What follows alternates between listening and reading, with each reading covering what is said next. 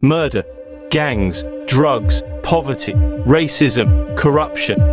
Mix those things together and you will get the United States of America. Let me take you on a tour inside the most notorious places on the planet. This is Broken Justice.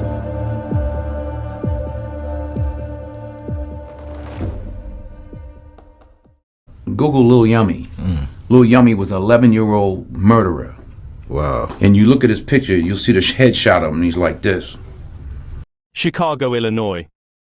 Born to a drug-addicted mother and absent father, Robert Yummy Sandifer was a gang member on the south side of Chicago with a mile-long rap sheet. Yummy didn't have much chance in life. He was abused by his mother, removed by state workers after they found him covered in bruises with cigarette burns on his body, including on his buttocks. He lived with his grandmother much of the time until he got into legal trouble and spent time in juvenile facilities. Robert is my grandson, and I love him, and we hope everybody else loves him. In spite of what somebody said, I don't care what nobody said. Robert is mine. He always have been mine, and I love him. An examiner at a state-operated shelter wrote the following about the 10-year-old boy in a psychological report. Robert is a child growing up without any encouragement and support. He is lonely and feels poorly about himself. He has a sense of failure that has infiltrated almost every aspect of his inner self. He's caught up in a never-ending cycle of emotional overload and acting out.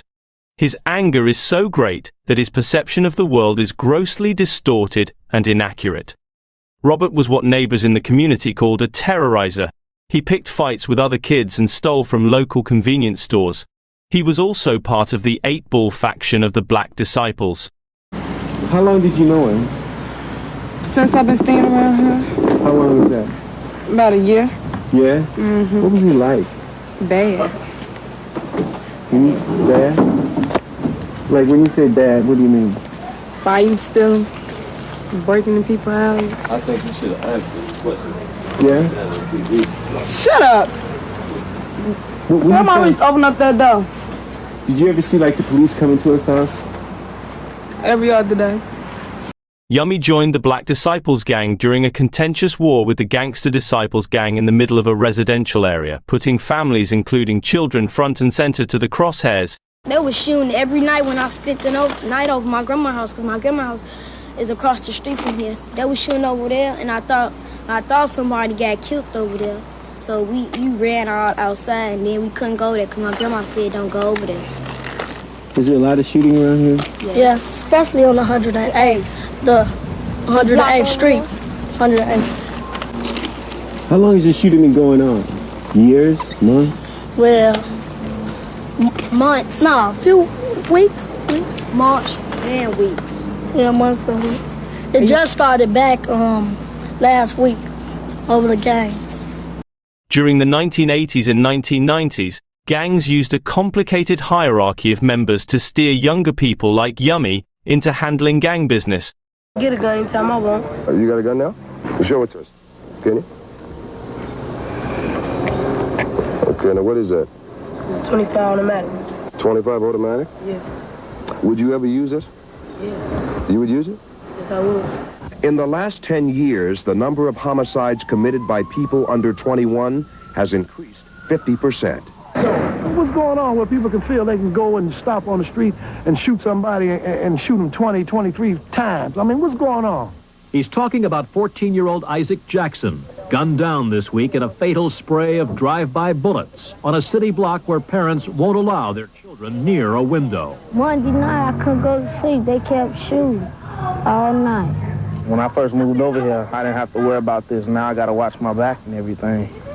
I hate it. Yummy was 9 or 10 years old when he joined the gang. He had BDN, Black Disciples Nation, tattooed on his right forearm. Chicago police responded to a call of someone being shot on the south side. Chicago emergency. They found a 16-year-old boy bleeding near 108th Street. The officer received a phone call about another shooting less than a block from where the 16-year-old was found. Two teens, 14-year-old Siobhan Dean was dead, and a 17-year-old boy seriously injured. The boy told police Yummy shot them both.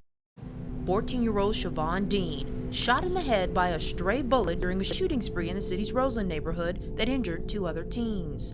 Chicago police quickly identified 11-year-old Robert Sandifer as the gunman. By midnight, Chicago police had 20 to 30 officers involved in a manhunt for an 11-year-old killer. A 14-year-old boy named Derek Hardaway approached Yummy, saying that he was taking him out of town to keep him safe. Instead, Derek and his 16-year-old brother Craig took Yummy to a railroad underpass at East TH Street and forced him to get on his knees. Then the 2 brothers shot Yummy twice in the back of his head. The brothers were fellow members of the Black Disciples. They shot Yummy because they feared he would become an informant for the police. Chicago PD found Yummy's lifeless body in the early morning hours of September 1, 1994. It was an unusually chilly September night in 1994 as the body of an 11-year-old was loaded into the back of an ambulance. He had been shot twice in the back of the head in a hit ordered by the leaders of the Black Disciples. What happened that night? Chaos. Despite numerous requests over the years, this is the first interview Craig Hardaway has agreed to do.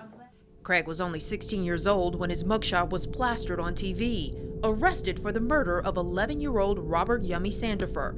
His brother Derek, 14 at the time, was too young for his mugshot to be released. He was convicted of driving the getaway car.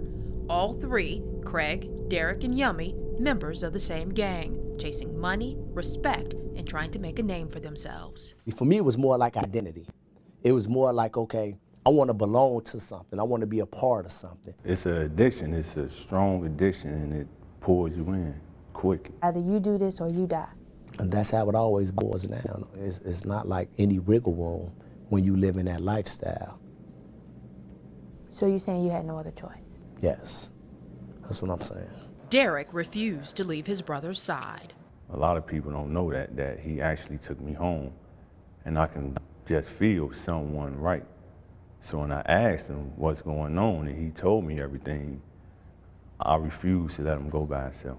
I should have been more of a big brother and just get out, right? But at the time, that ain't the way you think. I'm still a minor, we still kids. Hours after the murder, both brothers were in custody, and months later, they were convicted felons. Craig, 60 years for murder, Derek, 45 for driving the getaway car. They were the only 2 ever tried in the case, even though they say others were involved. Why not tell? Because I was believing in the foolishness they was telling me, as far as the gangs and that lifestyle. What did they tell you? How they gonna be there, support, take care of us, our families, everything. And? Nothing. Literally nothing. No letter, no contact, no money for me, my family, they needs, no lawyer, literally nothing. Time magazine also featured Yummy on its cover and as a featured story. On September 3, 1994, at the Mecca Arena in Milwaukee, Wisconsin, a concert took place that included BOSS, Big Mike, Escape, Spice One, Scarface, and more, including the main headline act, Tupac. Vlad TV did an interview with Spice One and the Outlaws, recapping the night Tupac disrespected the Gangster Disciples over the murder of Robert Yummy Sandifer in Milwaukee. Me and Pac was in Milwaukee, and we did a show, and he was talking to some Gangster Disciples because somebody, I guess a 7-year-old vice lord had shot an 8-year-old Gangster Disciple, or vice versa. I didn't know how it went, but he was pissed off, and he was really mad. I mean, I was mad, and I didn't like that shit, and it wasn't cool, but he was like pissed off like it was his kid or something. Like he was hot, and he went out there to the audience, to the crowd, and was, and was talking to all of the Gangster Disciples, like calling them all kind of motherfuckers, and they ain't shit, and y'all motherfuckers is killing the kids, and you punk motherfuckers and shit. And then them motherfuckers ain't no punks. They try to fucking kill that nigga. You know what I'm saying? When Tupac did that prison interview, there was a picture of Yummy behind him in that interview. Tupac was doing an interview from prison. While he was talking, the photo behind him of Robert Yummy Sandifer mysteriously fell. Some people want to go to and want to go, hold on, let me pick up Yummy. So obviously this was a very important event in Tupac's life. But you were actually there in Chicago when that happened, right, Edie? Mm-hmm. Were the rest of you there or no? No, I wasn't there. Okay. Yeah. So what exactly happened? I mean, Pac had read that article on the way to the show. At that time, I think Yummy Sandifer's picture, that same picture you seen in that interview, was on the cover of Time magazine, and they had the title was Child Predator or something like that. And you know, Pac was a very sensitive dude, especially when it come to his people. You know what I mean? And you know, he was livid. He was disgusted by the whole story. He didn't understand it. He didn't understand why a kid had to be, you know, murdered. It didn't make sense to him. You know, it ended up in his music. If you listen to Me Against the World, Yummy Sandifer's name is mentioned, you know, throughout the project, and it's something that stuck with him. And so we go to do the show, and this dude, he lost it. He basically lost it. On stage? On stage. What did he lost say? it on the gang members, because there was a lot of dudes in the crowd, you know, throwing up gang signs. The gangsters love to come to Pac shows, you know, and there was certain songs that he would do that would just send them over the edge. So they throwing up their gang signs, but Pac is not looking at it like they saluting him. They really was just, you know, enjoying the music, loving the fact that he up there, and this is how they celebrate. They start throwing up their hood and throwing up their signs. But Pac is thinking about Yummy Sandifer, and he lost it. And basically, you know, threatened a crowd full of gangsters like, yo, y'all keep killing kids, I'll murder all you motherfuckers. Keep it clean, man. Well, you know, I want to quote the man right, man. He ain't say MFs. You know what I mean? That man, you know what I mean? He said what he said, and they lost it. You know, they lost it on us, man. We start fighting with the crowd. We throwing bottles at them. They throwing bottles at us. They trying to get on stage. You know, it turned into a real ugly situation. Don Dirk, a high-ranking Black Disciple member, also did an interview with Vlad TV discussing the murder of Robert Yummy Sandia. Robert Sandifer, a.k.a. Yummy, ends up getting killed. Are you familiar with this situation? Yes, I'm familiar with it. Okay. So tell me the story that you're familiar with. The story that I'm familiar with, that Yummy was put up to shooting at some of the gangsters. Yummy made a mistake and hit a certain leader, niece, killed her. The certain leader supposed to told the guys that either they took care of that or they were gonna come and they were gonna start killing all of them. And it was a hit ordered on them, which shouldn't have never happened. You know, they should have went to war, you see, because what I didn't like, y'all put him up to go shoot at somebody. He do it and make a mistake, and then he lose his life doing what y'all asked him to do. They should have fought that war. That's what they should have did, you see, because if you put him up to do it, you should have stood by his side. That's what should have happened.